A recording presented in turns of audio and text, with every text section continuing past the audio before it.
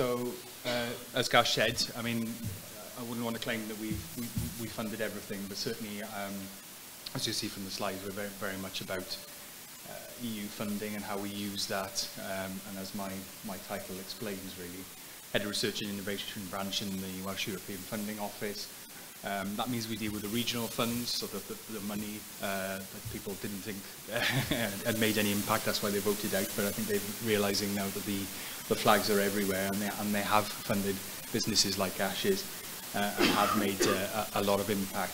Also, what we decided to do 3 or 4 years ago now is bring that together with Horizon 2020, which is the big framework programme that's run by the European Commission, and that's 70 billion big. And going to get bigger in the future as well, as you'll see from a slide later on. So one of the things that we've put a lot of effort in is bringing those two opportunities together to support activity that you're going to talk about today. So yes, the elephant in the room, Brexit. It's there. We're dealing with it in a very practical way. We're representing the Welsh Government's view, which is very pro-Europe, as I'm sure you know. Main point of this is that, as well as the sort of the looking forward stuff about the politics side of it, which is about that Europe will be important and will continue to be important, but also you'll hear about funding opportunities or get into discussions about funding opportunities today.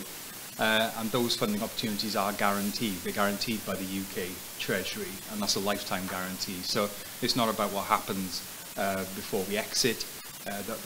If you get your approval, the guarantee continues beyond that, up to, for example, in the regional funds, we've got schemes that can support businesses like yourselves, and they will run until 2023.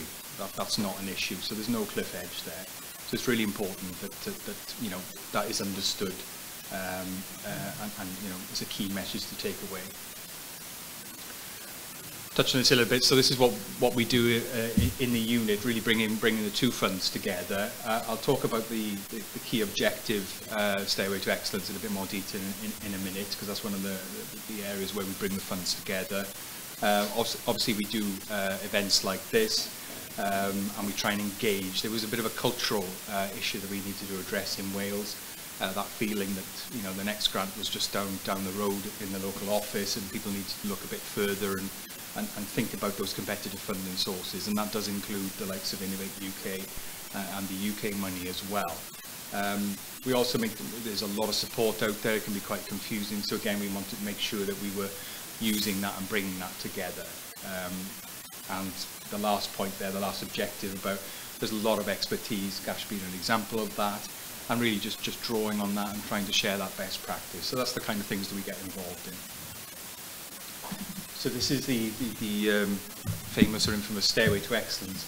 I'll just sort of quickly explain it. The orange bit is a very simplified model. It's the idea that there's usually a journey involved. This can be applied at the organisation level, individual businesses or research organisations, but also to a certain extent the region as a whole. So you need that level of support when you're exploring a new idea, and that would be low level support like an innovation voucher, but also we're trying to encourage people to engage with international networks and attract that international funding that can come with that. So we recognise there's a journey there, there's steps on the way, and the support is needed all the way along that journey. You can enter at any point, it's not linear, but it's just a model that helps explain what we do. What we're also doing is we're making investments. So we've invested 300 million already into research and innovation, and that's those grey boxes represent that. That's the schemes that we supported. Obviously the Welsh Government schemes are very key to that. Smart innovation, smart government, smart expertise, and people in the room can tell you more detail about that. It's also about the support from academia projects. So for example, the SKUT you may have heard of, which is Swansea, Cardiff, Bangor coming together and giving you advice on advanced manufacturing. But also the support towards the top around engagement and networking as well. There's a slide on that in a minute. But we don't do this in isolation. It's not just about using the regional funds or making large investments. It's that much wider complex of all the different ranges of activities that should involve with Wales Business Fund, Business interchanges. In some areas, the rural agenda is very relevant, and of course the UK opportunities. It's really about bringing all that together and ensuring in Wales there's the right support to take you along that journey. I mentioned the innovation offer and sort of a mini announcement, but one of the elements of smart innovation is procured consultancy support. So people who can got expert innovation specialists today, and they will work with you and try and identify what business need is.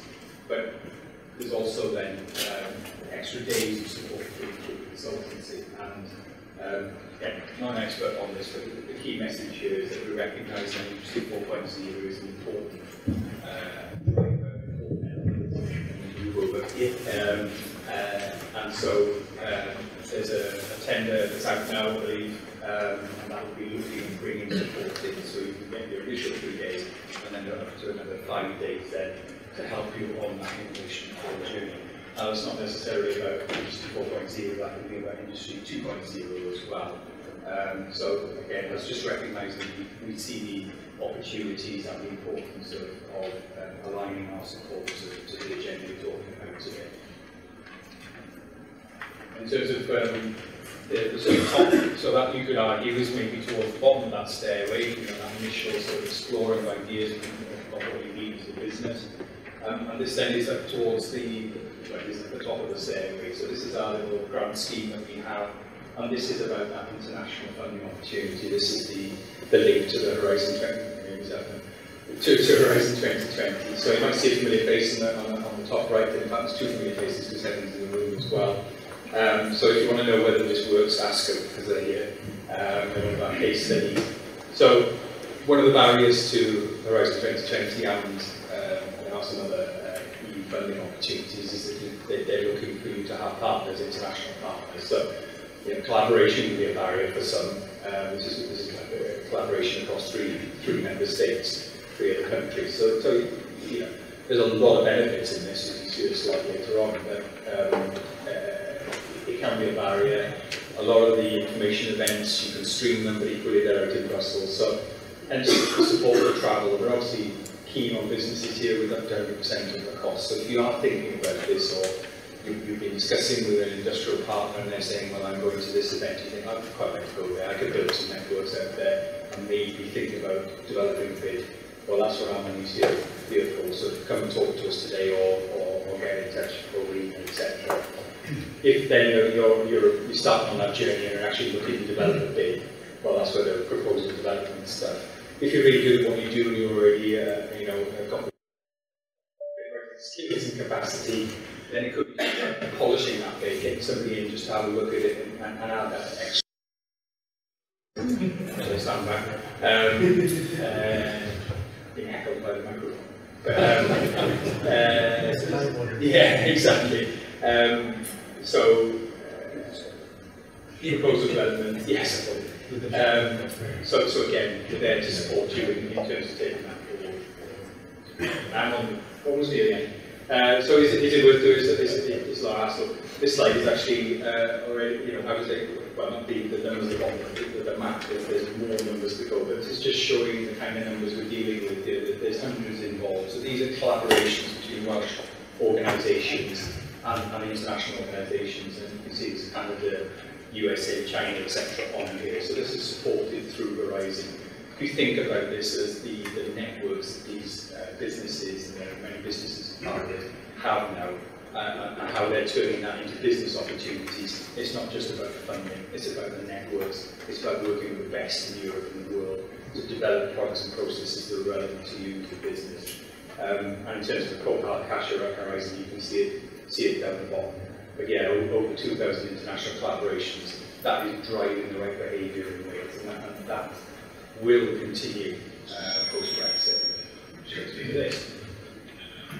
So the future, this is focusing in on Horizon. We know there's a lot of opportunities in the UK, Sphere as well, and that's very, very much part of our agenda. But we'll go into detail of it, you know, very influential report which is influencing FP9, which is the next thing. They're talking about doubling the money, so they're talking about 120 billion, 140 billion in research and innovation that's going to be available. You can access that as a third country. In other words, if we are completely and utterly out, you can access it. So it's going to be there and it's going to be accessible. Which you see by the quote from the UK down there, the ambition and the desire from the key stakeholders in the UK, which is why the government is listening to them, is that we continue to access this, and we have, let's say, full access that we get now. So, you know, don't ignore the 120, 140 billion things that are sitting there beyond the horizon, to use the cheesy line. There's calls now in Horizon, if you're ready to play in that game, and we can give you information on that. But building the networks, building the momentum in this area, the opportunities are not going to go away. It's the right behaviour for the UK funding opportunities, it's the right behaviour for the European opportunities and indeed beyond.